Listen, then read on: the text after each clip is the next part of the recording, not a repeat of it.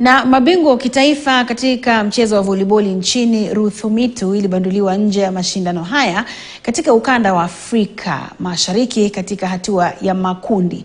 Wamerejea tena kambini tayari kutetea hadhi yao katika mashindano ya kitaifa na kutoa onyo kwamba wamejifunza mengi kutoka kwa mashindano ya Rwanda. Pia kwa sababu tuliona the way wanacheza nationals wakati tulienda last year, tukajaribu kujipanga hii mwaka kufanya mazoezi. We have been training so much. We agreed with the boys that we shall be in the finals. Despite the number we shall have, but we shall be in the finals. Tulijaribu kungangana.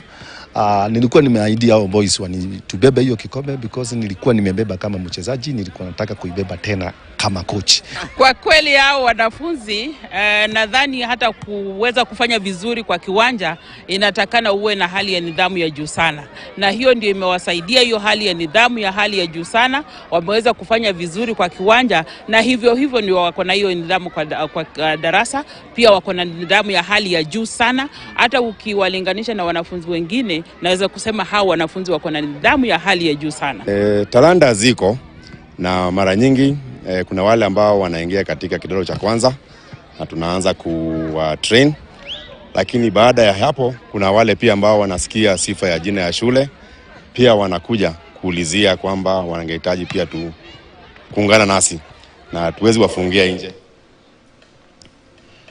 Na timu ya taifa ya chipukizi ya chess ambayo